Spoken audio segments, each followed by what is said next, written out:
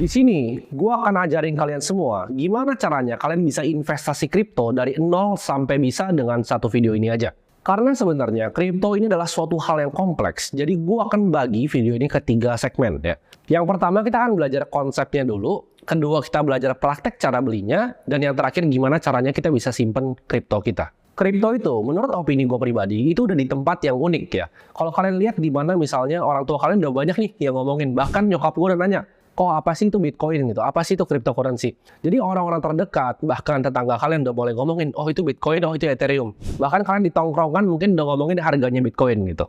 Jadi gue melihat ya, teknologi ini tuh sebenarnya sudah mainstream, di mana banyak orang yang udah mulai melek terhadap teknologi ini. Dan sebuah teknologi itu paling bagus untuk kita pelajarin di saat semua orang udah banyak yang ngomongin, udah banyak yang ngomongin Bitcoin, udah banyak yang ngomongin kripto, tapi mereka nggak ngerti sebenarnya isinya apa. Jadi udah gede nih, udah viral, tapi orang belum paham tentang teknologinya. Itu saat terbaik untuk kita mulai masuk dan kita mulai belajar. BlackRock adalah sebuah perusahaan institusi ya, asset manager dengan aset itu 10 triliun US dollar. Mereka udah mulai untuk menawarkan produk-produk berbasis cryptocurrency seperti Bitcoin. Jadi di sini sebenarnya pilihan kalian ya, bahkan perbankan di luar, semua matanya sudah terbuka. Nah ini pilihan kalian mau belajar atau nggak mau belajar. Di sini gue nggak bisa maksa kalian untuk belajar, tapi gue akan sharingkan apa yang gue tahu. Kita lihat dari awal Januari, Bitcoin itu udah naik 80% lebih ya. Kalau kita bandingkan dengan aset-aset yang lain seperti saham, seperti reksadana, seperti emas ya. Bitcoin itu jauh banget melampaui mereka semua.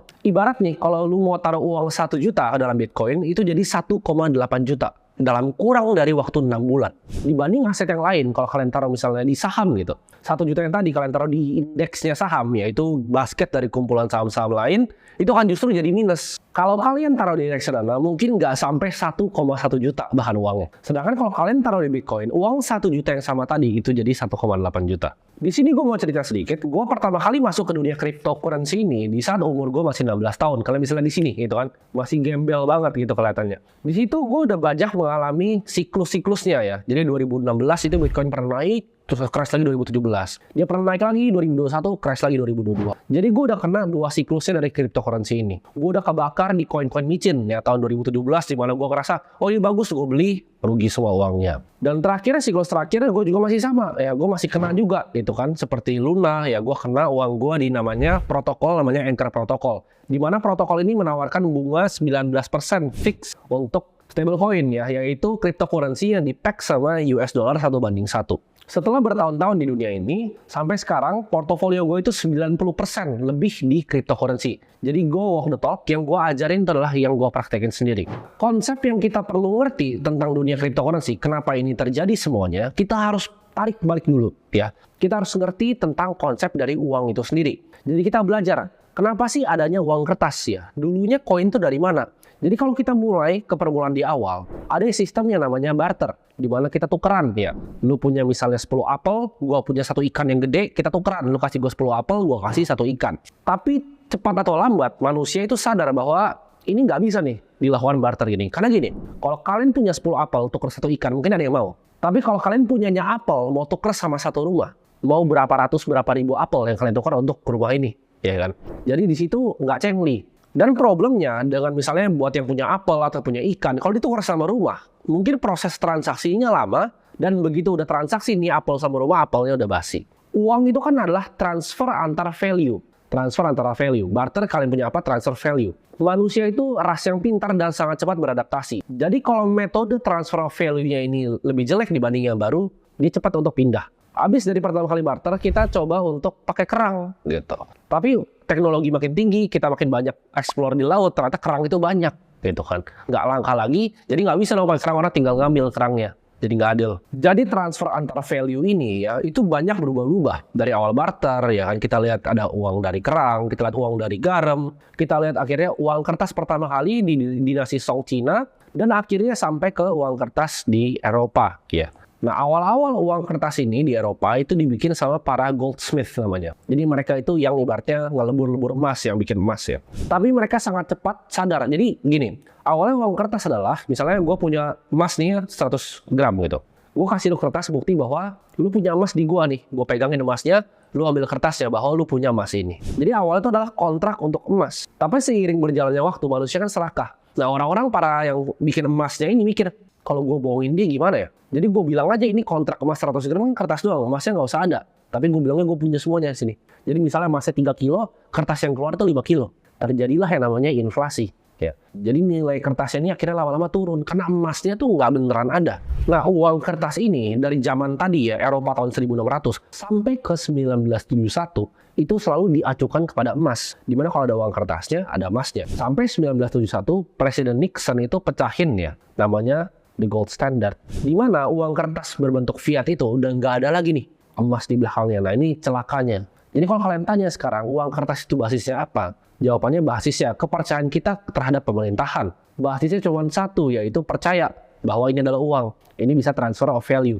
Itulah kenapa kalau kita lihat ya, kalau zaman dulu yaitu bakso tuh bisa 200 perak gitu. Kenapa bahkan barang-barang yang kita konsumsi ya seperti rumah, jasa yang kita konsumsi seperti pendidikan, itu naiknya drastis, bisa 10-15% per tahunnya. Harga cabainya kita lihat naik terus ya. Itu yang kita bisa lihat sehari-hari di pasar. Nah, itu kenapa? Ya, jawabannya adalah karena kertas tadi dicetak oleh bank sentral kita terus-terusan tanpa basis apapun. Masalah ini sebenarnya datang dari satu hal, yaitu sentralisasi. Nah, apa itu sebenarnya sentralisasi? Itu di mana ada suatu kelompok orang yang mikir nih, oh, kita mau cetak berapa uangnya? Kita mau cetak kapan uangnya? Berapa banyak nih mau dibagiin ke orang-orang? Sirkulasinya mau berapa? Nah, ini segelintir orang yang kuasain. Lalu dari uang fiat ini, manusia itu sangat pintar. Kayak gue bilang tadi, manusia itu pintar banget kita untuk memecahkan masalah. Dari problem tadi, itu diciptakan uang-uang digital ya. Zaman dulu tuh banyak banget ya, seperti e-cash ya, hashcash ya, Adam Back. Nick Szabo juga dulu pernah bikin namanya BitGold ya. Jadi ini banyak banget udah bikin dari zaman dulu ya. Problem ini mau coba diselesaikan dari tahun 1990-an. Ini gue mau jelasin dulu kenapa konsep digital cash yang peer-to-peer itu penting banget ya. Untuk kalian bisa ngerti konsep ya, makanya segmen pertama ini gue sebut dengan konsep. Kalian harus tahu dulu kenapa digital cash itu dibikin. Karena gini, contohnya nih, misalnya gue ngutang sama kalian Rp50.000. Ya, gue ngitung Rp50.000. Lu kasih Rp50.000-nya dalam bentuk cash. Lalu besok nih gue bilang, ya udah akhirnya gue balikin nih ke lu. Kita udah beres gitu. Jadi begitu lu kasih Rp50.000 ke gue, itu kan lu ngutangin gue. Gue balikin Rp50.000, itu udah beres cash ya. Jadi itu peer-to-peer transaksinya antara lu dan gua aja. Di situ nggak ada bank tuh di tengahnya. Jadi cuman gua balikin uang cashnya. Itu hal yang kita bisa lakukan karena kita bisa ketemu. Misalnya nih, lu lagi di Bandung, gua di Jakarta. Gimana pertanyaannya? Nggak bisa kan? Nah, digital cash itu hadir karena masalah itu. Kalau zaman sekarang, solusinya kan mungkin mikir, ya kan tinggal transfer di bank, ya kan? Tapi transfer di bank itu nggak pure peer-to-peer. Dengan kita menggunakan bank, kita percaya bahwa uang kita simpan di bank itu transfer ke mereka. Ada sentralisasi yang sama dengan percetakan uang tadi ya. Jadi problemnya adalah pihak ketiga yang harus kita percaya. Kita harus percaya banknya transfer ke dia. Mungkin sekarang memang iya ditransfer semuanya, tapi kalau enggak bagaimana pertanyaannya? Dan bank itu beroperasi sama seperti bank sentral tadi, fiat tadi. Basisnya cuma satu, kepercayaan. Itu kenapa satpamnya semua selalu paling ramah. Itu kenapa semua mereka invest gede-gedean di operasional untuk bikin orang terasa nyaman. Karena cuma satu basisnya, yaitu kepercayaan. Disitulah sebenarnya keunggulan cryptocurrency ini. Dimana transaksinya itu peer-to-peer. Sama kayak tadi, 50.000 yang gue kasih ke lu. Tapi bedanya kita nggak perlu ada bank di tengahnya. Bitcoin ini adalah sebuah program software yang bisa transfer value-nya cross border ya, antar benua. Kapanpun, dimanapun, untuk siapapun, berapapun. Orang bilang, tapi kan bisa pakai bank. Kalian yang tahu pakai M-Banking, kalian pasti tahu limit transfernya M-Banking kalian itu 100 juta. Kalau kalian mau transfer 2 miliar, gimana caranya? Dengan cryptocurrency ini, 2 miliar begini. Nah, itu pun antar Indonesia. Kalian gampang, misalnya BCA. Kalau BCA, BRI, ya ada admin fee-nya. Tapi kalau misalkan mau transfer, misalnya teman kalian ada yang keluar negeri, Taiwan misalnya, gimana caranya kalian bisa transfer dari Indonesia ke Taiwan? Apakah bisa pakai bank BCA? Pertanyaan itu kan. Jadi kalau sistem perbankannya udah beda antar negara, ini udah repot nih untuk transfernya. Dengan cryptocurrency kita nggak perlu hal itu, nggak perlu pusing. Mau di Afrika kayak ya, mau di Kanada kayak, mau di Swiss, kita bisa transfer 1 detik kayak ini sampai uangnya. Jadi kan bank itu sebenarnya udah punya sistem digital cash ini, tapi problemnya apa sama perbankan? Problemnya cuma satu, itu sentralisasi. Jadi cuma ada satu tempat di mana mereka store semua servernya, atau mungkin beberapa tempat ya. Tapi kalian pernah lihat nggak, kalau satu bank kena hack, kalian nggak bisa akses mobile bankingnya. Dan uangnya itu nggak tahu di mana. Bisa jadi bank yang dihack itu, uangnya ada yang beneran diambil sama hacker keluar, ya, dan digitnya diambil keluar, lalu mereka tambal balik. Kita nggak pernah tahu apa yang sebenarnya terjadi ketika suatu bank dihack. Buat kalian yang nggak mungkin dihack, udah banyak yang terjadi, ya. Kalian lihat kasus bank terakhir yang dihack. itu kalian nggak bisa buka aplikasi, mau transfer nggak bisa. Karena kalian percaya kepada satu sistem sentralisasi. Network Bitcoin ini diciptakan oleh individu yang namanya kita nggak pernah tahu, yang nama samarannya adalah Satoshi Nakamoto. Identitasnya pun nggak pernah bisa ditemuin. Dia mengeluarkan suatu paper yang namanya Bitcoin White Paper tahun 2008 untuk menjelaskan secara detail gimana cara kerjanya Bitcoin. Nah, di sini gue tuh nggak akan bedah semuanya ya white papernya, karena itu butuh mungkin ya ekstra 2 jam lagi nih kita di sini untuk bedah white papernya. Tapi kalian bisa lihat abstraknya di sini. Purely peer-to-peer version of electronic cash would allow online payments to be sent by one party to another without a financial institution. Artinya apa? Sebuah transaksi peer-to-peer, ya kayak tadi uang, yang nggak perlu percaya kepada finansial institusi apapun. Bahkan nggak lewat bank apapun, nggak lewat sentralisasi apapun. Problem besar yang diselesaikan oleh white paper ini adalah transfer of value tadi. Tapi ini dulu masalah yang orang bilangnya mustahil ya. Nggak mungkin bisa ada transaksi seperti itu. Karena kenapa? Kalau misalnya digital cash nih, orangnya semua harus jujur dong. Berarti dia punya uang berapa, dia keluarinnya berapa, spendingnya berapa, harus jujur. Kalau ada sistem sentralisasi, ada bank ini yang keep ibaratnya tally ya, antara spendingnya berapa, account-nya berapa. Misalnya kita punya account 10 juta. Kalau kita transfer 7 juta, bank catat kita tinggal sisa 3 juta. Nah problemnya kalau nggak ada banknya, gimana caranya kita tahu 10 juta, dia spending 7, nih ini tetap 3. Kenapa nggak dia ganti aja ya kan? Dia hack, dia ganti jadi 10 lagi. Nah itu nggak pernah bisa diselesaikan sama siapapun sampai 2008 Satoshi ketemu jawabannya. Makanya itu adalah orang bilang gimana caranya. Jadi cara ngilangin masalah dalam accounting namanya double entry.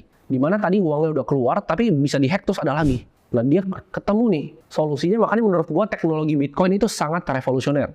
Dia bikin suatu konsep ya, daripada semuanya disimpan di satu bank ini di tengah, dihack habis, dia mikir gimana caranya sistem ledger di dalam bank ini disebar ke semua komputer di dunia. Jadi namanya nodes Bitcoin ya. Jadi nodes Bitcoin itu adalah yang running semua ledgernya. Jadi gue tuh bisa running ya, dan gue running juga nodes Bitcoin. Ada banyak orang, ada puluhan ribu bahkan ratusan ribu yang running ini. Node itu sebenarnya cuma komputer biasa yang kalian bisa download Bitcoin software-nya, lalu dia running buat kalian bisa verifikasi semua transaksi on-chain-nya. Jadi ledgernya itu nggak di satu tempat, kayak misalnya Bank BCA gitu. Bank BCA mungkin ya dia ada beberapa server, tapi dia doang yang punya ledgernya. Sedangkan Bitcoin ini, node-nya tersebar di komputer-komputer orang rumahan. Jadi nggak akan bisa mati networknya. Kayak gue bilang tadi, problemnya dengan tempatnya satu, di-hack itu langsung bubar ledgernya. Jadi kalian gambaran simpelnya seperti ini. Komputer tinggal download software Bitcoin itu jadi running node di situ.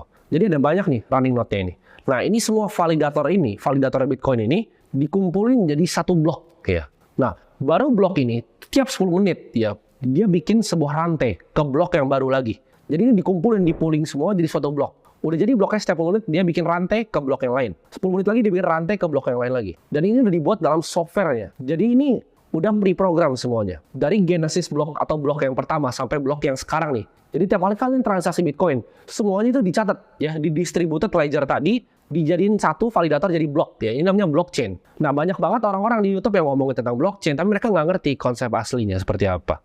Nah setiap blok tadi, kan gue bilang tadi setiap 10 menit ada blok baru. Setiap bikin blok ya, dalam rantai ini ada namanya hashing. Jadi dari blok 1 ke blok 2 itu ada hashnya. Blok 2, blok 3, blok 4, blok 5. Contohnya gini, misalnya ada 10 ya, transaksinya ada banyak, lalu ada 10 blok 1 sampai 10. Untuk kalian bisa ganti distributed ledger yang pertama ya, transaksi yang pertama, lu harus ganti yang 2, 3, 4, 5, 6, 7, 8, 9, 10. Dengan hashing tadi ya, gue nggak bahas hashing di sini karena terlalu kompleks dan makan waktu yang panjang. Tapi kalian ngerti maksudnya. Dan nggak mungkin dong Bitcoin bloknya cuma 10 biji. Ya kalian bayangin blok Bitcoin itu sekarang udah berapa banyak. Jadi itu terhubung semua rantainya sampai yang ke pertama. Jadi kalau kalian mau hack satu di tengah, nomor misalnya kalian mau hack nih blok nomor 120. Lu harus hack dari nomor 1 sampai nomor sekarang. Possible nggak? Jawabannya enggak. Untuk satu aja itu makan waktu, makan quantum komputer gitu. Untuk bisa kalian pecahin satu. Karena encryption namanya SHA-256. Itu butuh quantum komputer untuk pecahin satu. Untuk pecahin semuanya, hampir mustahil. Itu nggak ada yang pernah bisa bobol selama dari 2008 mulai white paper sampai sekarang. Padahal bounty-nya, ibaratnya imbalan untuk ngebobol itu sangat besar. Dan kita tahu manusia itu sangat pintar, banyak banget hacker-hacker yang super jago di dunia. Tapi nggak ada satupun yang bisa nge-hack Bitcoin. Kenapa? Karena sistemnya dibuat hampir mustahil untuk bisa di-hack. Kalau kita lihat dari total kapitalisasi pasarnya ya, harga Bitcoin semuanya itu 600 miliar dolar. Itu lebih besar dibanding bank-bank seperti JP Morgan, Bank of America, dan bank-bank lain yang besar di US. Kalau kalian bisa hack itu satu itu, kalian bisa ganti semuanya, kalian bisa dapetin 600 miliar dolar ya. tapi nggak ada yang bisa satu dunia ini. Jadi kalian udah dapat konsep gambaran ya tentang gimana cara kerja Bitcoin itu. Pertanyaannya gimana cara belinya? Jadi kalau kalian cara belinya, ini untuk pemula yang awam ya, karena ini kan videonya untuk pemula. Mungkin di sini beberapa ada otaknya udah mulai ngebul, jadi kita akan praktek pakai exchange lokal. Oke, untuk kebutuhan video ini, gue akan pakai toko kripto, karena untuk yang series borong Bitcoin kemarin, jadi buat yang belum tahu, gue bikin series tiap bulannya, gue akan tabung 100 juta, biar kalian bisa ikut bareng gue, lihat perkembangan Bitcoin itu seperti apa. Itu kan exchange-nya pakai Nodax, dan ini gue akan pakai toko kripto, karena gue sama sekali nggak disponsor sama siapapun di sini. Jadi gimana caranya kita bisa beli sebuah koin lewat centralized exchange? Pertama kita harus daftar dulu. Ya, mungkin gue nggak akan tunjukin di sini cara daftarnya, karena akun gue yang di sini kebetulan udah daftar ya. Jadi kalian daftar dulu di sini, kalian sign up, itu kalian bisa lihat di bawah ya, cek di bawah linknya. Begitu kalian udah sign up, kalian harus melakukan yang namanya KYC, karena itu regulasi dari Indonesia. Jadi kalian harus foto KTP, segala macam untuk bisa akses ini. Begitu proses KYC-nya udah selesai, atau prosesnya foto-fotonya, ntar muka suruh begini-begini gitu, udah selesai, kalian baru masuk ke aplikasinya. Nah di aplikasinya, kalian tinggal kalau mau deposit, ya kalian deposit biasa aja. Kenapa gue pakai akses lokal? Karena lebih gampang. Kalau akses luar, kalian mesti pakai peer-to-peer ya, tapi itu juga gampang sih sebenarnya. Tapi untuk video ini gue akan coba pakai akses lokal. Nah di sini kalian cuma perlu deposit, ya kan? Kalian deposit. Kalau di sini ada BIDR, ya kalian pencet BIDR dan tinggal transfer ke banknya aja. Jadi kalian tinggal ikutin prosesnya, lalu akan masuk.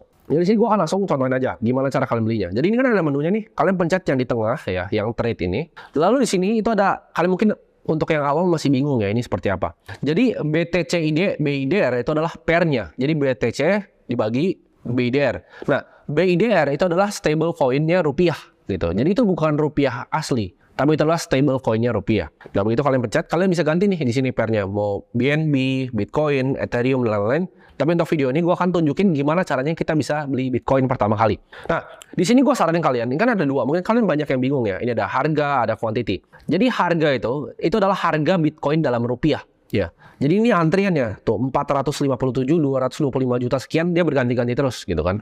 Kalian mungkin bingung, tapi nggak punya uang segitu banyak, nggak masalah ya. Karena Bitcoin itu didesain sama Satoshi untuk dipecah 100 juta unit. Jadi ada 1 Satoshi, ada 100 Satoshi, bisa dipecah unitnya. Jadi kita mau beli 500.000, kita mau beli 100.000, itu bisa gitu. Tapi di sini ya gue udah taruh di sini 4 juta BIDR, dan gue akan contohin gimana cara belinya. Nah jadi gue saranin untuk kalian semua, kalau kalian mau beli, kalian harus pakai yang namanya limit order di sini. Kenapa limit order? Kalau market order, jadi gini, simpel gini. Kalau limit order, kan kalian di sini, ini ada namanya order book ya, di mana itu ada harganya, ada kuantitinya berapa Bitcoin yang ngantri di harga itu. Sama kayak mungkin orang-orang yang di saham udah familiar tentang order book ini.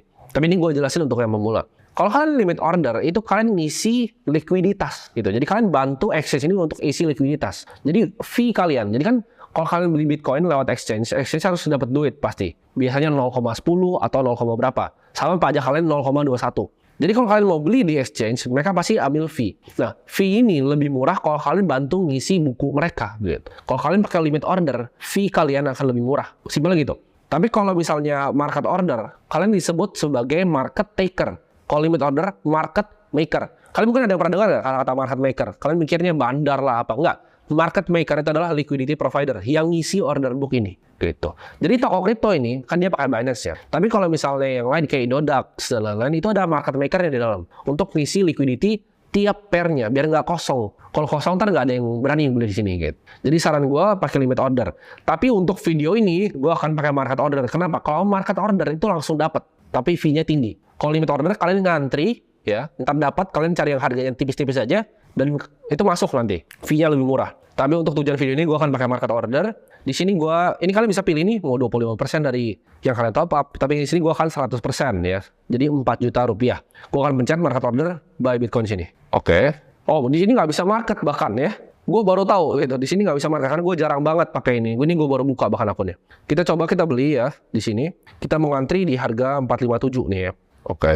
Ini gue langsung di harganya deh bentar. Oke. Nah, ini gue langsung beli Bitcoin di sini. Gue limit order. Nah, kalau limit itu dia ngantri kayak gini. Jadi ntar akan kejemput harganya. Begitu udah masuk, ntar kalian bisa langsung lihat di walletnya di sini gitu.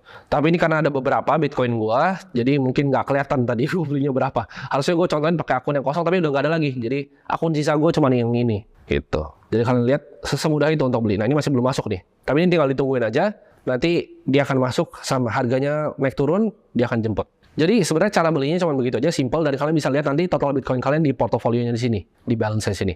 Nah, kalian bebas ya mau pakai exchange apapun nggak masalah.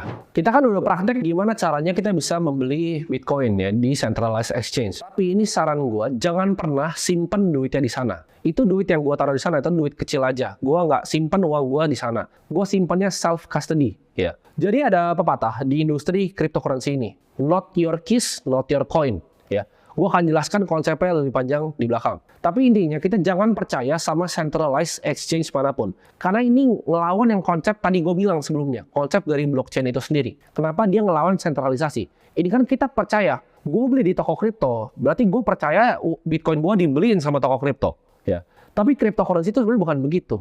Kita harus percaya kepada software, bukan kepada entitas seperti toko kripto. Kenapa Bitcoin itu dibilang orang sebagai network pembayaran paling aman di dunia? Karena namanya enkripsi public key nih. Kalian bingung ya, public key, kenapa kunci-kunci ini? Apa kunci rumah gitu kan? Bukan. Nah, Bitcoin software itu nggak buatin kalian private key secara otomatis. Tiap ada new user yang pakai sistemnya. Kayak ibarat password untuk mobile banking kalian. Biar gampang nih, ini kalau gue jelasin konsepnya, kalian harus ngerti dulu. Gue tarik balik dulu kriptografi dari dasar. Tapi untuk alasan video ini, karena gue mau bikin simple untuk pemula, ingat yang gini aja, kalau private key itu ibarat PIN ATM kalian, sedangkan public key ini adalah nomor rekening kalian.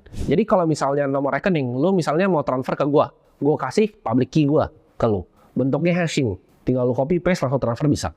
Sama kayak rekening, sebenarnya nggak apa-apa untuk dikasih ke orang gitu. Kalau lu misalnya mau transfer ke gue kasihnya rekeningnya, bukan PIN-nya. Kalau kalian kasih private key-nya, bisa dibuka gitu, bisa diambil Bitcoin kalian semua. Jadi jangan kasih private key-nya ini. Tapi mungkin ada nanya, lah tapi di toko kripto nggak ada. Memang, karena key-nya kalian percaya dipegang sama dia. Makanya dibilangnya not your keys, not your coin. Kenapa gue bilang begini? Karena kejadian exchange itu hancur itu banyak banget. Kalian bisa googling Mt. Gox ya. Kalian googling lagi Quadriga CX. Kalian google yang terakhir yang bikin rusuh satu dunia yaitu FTX. Jadi kita nggak bisa percaya siapapun di dunia blockchain ini. Kita verifikasi bukan percaya. Karena kalau percaya sama aja, balik lagi kayak sistem tadi. Kita percaya sama bank. Ya taruh di bank aja uangnya gitu. Tapi dengan kripto ini kita belajar self custody. Kita jadi bank kita sendiri. Dengan simpan Bitcoin kita langsung direct di blockchain-nya. Nah, pertanyaannya gimana caranya? Nah, ada dua caranya. Buat kalian yang nggak punya budget, kalian bisa pakai namanya Hot Wallet. Yaitu gratis. Kalian cari aja di App Store misalnya contohnya ya, Trust Wallet, Blue Wallet ya, atau Zengo gitu. Kalian bisa pakai wallet-wallet itu. Tapi itu terkoneksi di internet dan menurut gue masih bahaya. Paling aman kita melakukan yang namanya cold storage atau penyimpanan dingin. Maksudnya apa? Kalian pakai device ini ya, ini beli gitu. Ini gue nggak disponsor sama siapa. Pokoknya kripto gue nggak ada sponsor di sini. Ini gue pakai Trezor ya. Jadi gue pakai 3 cold card, Trezor sama Ledger. Jadi kalian simpannya di sini. Nah kalian bingung, apakah Bitcoinnya di sini? Kalau ini hancur gimana? Gak masalah kalau ini hancur. Ini cuma device untuk konekin kita ke blockchain-nya, ini gitu. Jadi untuk buka device ini, nanti kalian akan namanya ada seed phrase. Ya. Sama, kalau kalian coba nih, Hot Wallet gitu, misal kalian download Trust Wallet, nanti kalian disuruh tulis di kertas ya, 12-24 kata. Nah itu namanya seed phrase. Nah seed phrase ini jangan sampai dikasih ke orang dan jangan sampai hilang. Kalau seed phrase ini hilang, kripto kita hilang. Jadi gini, kalau ini hilang nih, gue gak masalah, karena gue punya seed phrase-nya. Jadi begitu contohnya. Kenapa gue suka banget sama konsep dari cryptocurrency ini? Gue nggak perlu punya apapun. Gue nggak perlu punya rekening bank. Gue nggak perlu punya uang rupiah gue taruh di apartemen gue. Gitu. Misalnya nih, kalau hari ini Indonesia ada krisis, gue bawa aja nih. Atau terserah, gue nggak bawa juga nggak masalah. Gue tinggal bawa beginian, ya. Gue kabur misalnya ke Vietnam, ke Kamboja, ke Thailand. Itu uang gue semua di sini. Ya, uang gue nggak ada di Bank Indo. Gue nggak usah sibuk-sibuk transfer ntar dibekuin atau apa. Nggak perlu. Ini nggak bisa dibekuin. Ya karena Bitcoin gue ada direct di blockchain. Gue pokoknya nggak pernah percaya sama exchange. Jadi gue taruh di exchange itu sangat sedikit dari total aset gue. Walaupun di exchange itu coba untuk FAFIFU ya. Mereka bilang ini adalah proof of reserve gitu kan. Ini pakai Merkle tree dan banyak hal-hal teknis lainnya untuk buktiin bahwa beneran ada. Gue tetap nggak pernah percaya. Gue percaya ke software bukan manusia. Ya bahkan toko kripto pun gue nggak percaya. Ya walaupun CEO-nya ini teman gue sendiri ya. CMO-nya juga teman gue sendiri. Kalian bisa di sini. Ya walaupun teman gue sendiri, gue juga tetap nggak percaya. Gitu. Gue lebih percaya sama sistem yang dibuat sama Satoshi. Ini device-nya buat yang tanya harganya berapa, ini sekitar gue lupa ya, 2-3 jutaan. Karena dikirimnya dari luar negeri. Nah, ini warning keras buat kalian. Ya, ini warning keras sama buat kalian. Jangan pernah beli beginian, Trezor, Ledger, Cold Card, apapun itu. Jangan pernah beli di marketplace kayak Amazon, Tokopedia. Karena mereka bisa udah buka, mereka catat seed phrase-nya, dicolong Bitcoin kali. Jangan pernah beli dari Tokopedia, jangan pernah beli dari Shopee, jangan pernah beli dari marketplace, jangan pernah beli dari teman kalian. Belinya langsung dari situs resminya. ya. Kalian cari aja di Trezor atau di Ledger, terserah kalian mau kayak mana. Harganya sekitar 2-3 jutaan. Jadi dengan device itu kalian bisa verifikasi sendiri kepemilikan Bitcoin dari kalian. Nah buat kalian udah mulai pusing nih, otaknya mulai ngebul nih ya belajar kayak gini. Ini baru 1% dari ilmu tentang Bitcoin. Bahkan mungkin belum sampai 1%. Jadi masih banyak banget knowledge yang bisa dipelajari tentang teknologi ini. Kita belum bahas enkripsinya, SHA-256 itu apa. Kita belum bahas tentang sistem dari mining Bitcoin. Ini gue masih gambar yang paling luas lah ini. Ini paling gampang untuk pemula ngerti aja. Jadi kalau kalian suka video ini, kalian komen di bawah dan kita belajar bareng-bareng tentang teknologi ini. Dan gue akan buatin video-video ke depannya mengenai teknologi di blockchain.